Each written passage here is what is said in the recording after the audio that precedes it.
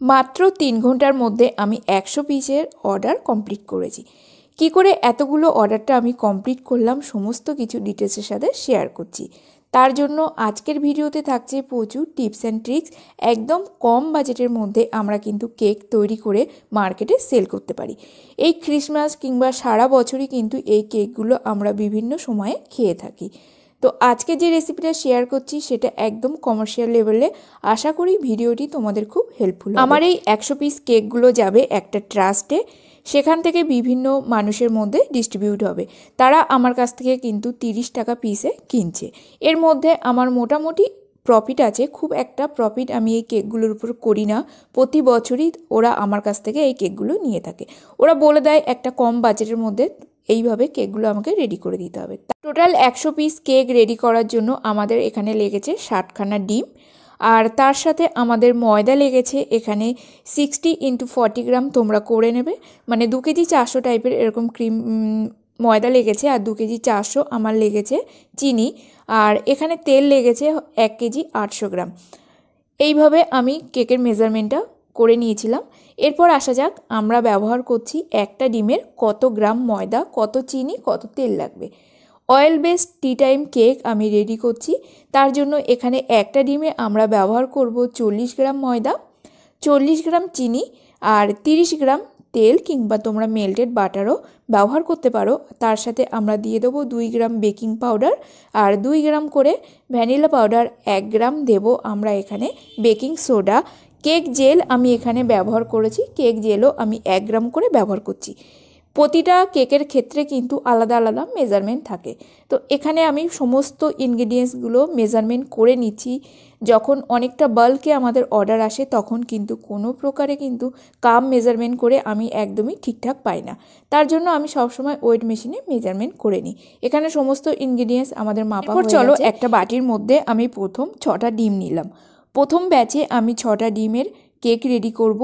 Total আমি কিন্তু এখানে 12 বার ধরে 100 পিসের কেক রেডি করেছিলাম।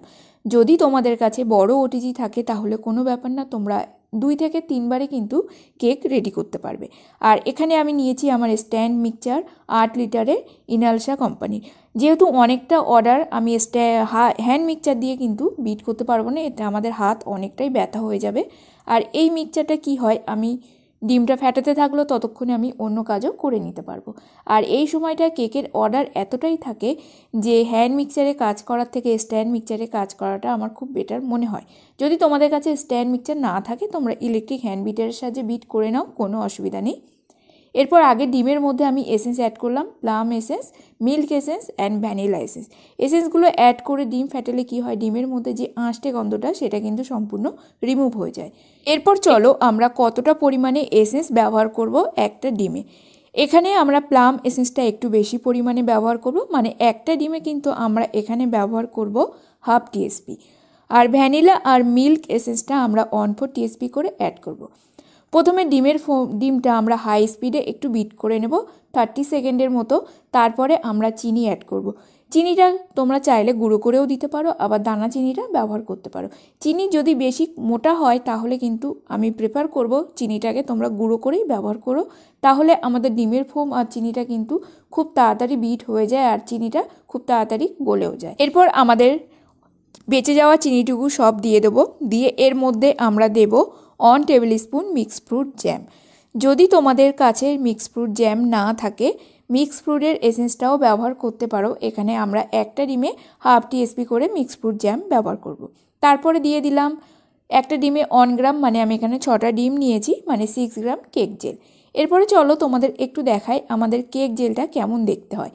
কেক জেল কিন্তু সবসময় আমরা নর্মাল ফ্রিজে স্টোর করব, আর কেক জেল ব্যবহার করার আগেই ফ্রিজ থেকে বের করে নিয়েই আবার কেক ডিমের মধ্যে আমরা ব্যবহার করতে পারি। এটাকে রুম টেম্পারেচারে আনার কোনো প্রয়োজন নেই। কেক জেল যত ঠান্ডা হবে আমাদের ডিমের ফোমের কিন্তু বাইন্ডনেসটা অত ভালো আসবে আর আরও দ্বিগুণ ফ্লাফি হয়ে উঠবে। কেক জেল দেখতে একদম ভেসলিনের মতো কিন্তু খুব গাঢ় হয়। আর কেক জেল তোমরা যে কোনো কোম্পানির নিতে পারো, আমি টাওয়ার কোম্পানির কেক জেল নিয়েছি।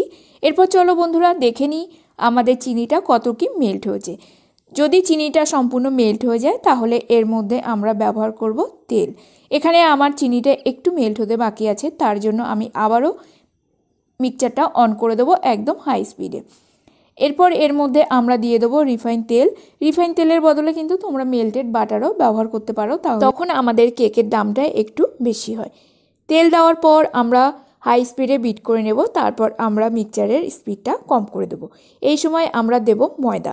ময়দাটা আমি আগেই চেলে রেখেছি। ময়দা আমরা দিয়ে ইলেকট্রিক হ্যান্ড বিটারের স্পিডটা একদম লো রাখবো, রেখে আমরা মিনিট 2-1 মতো বিট করে নেব। তারপর দিয়ে দেবো ফ্রুটের মিক্সচার। এখানে আমি টুটি ফুটি, মোরব্বা আর চেরি এইগুলোই ব্যবহার করেছি। এখানে আমাদের ব্যাটারটা সম্পূর্ণ রেডি হয়ে গেছে। একটা স্প্যাচুলারের সাহায্যে একটু উপর নিচ করে মিশিয়ে নিচ্ছি। তোমরা চাইলে কিন্তু এই সময় হাত দিয়েও মেশাতে পারো। এই সময়টা স্প্যাচুলারের বদলে যদি হাত দিয়ে আমরা ফেটাই তাহলে বোঝা যায় উপর নিচে কোন ইনগ্রিডিয়েন্টস আমাদের মিক্সড হতে বাকি আছে।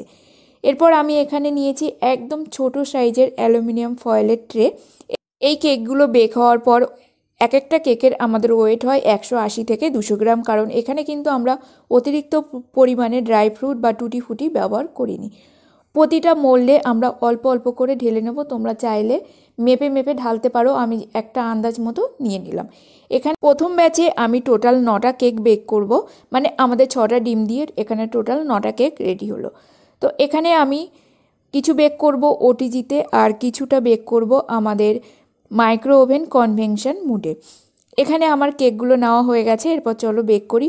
প্রতিটা ওভেন কিন্তু আমি আগে থেকে প্রিহিট করে রেখেছিলাম। কেকগুলো বেক করার আগে তোমরা ওভেন অবশ্যই প্রিহিট করে নেবে।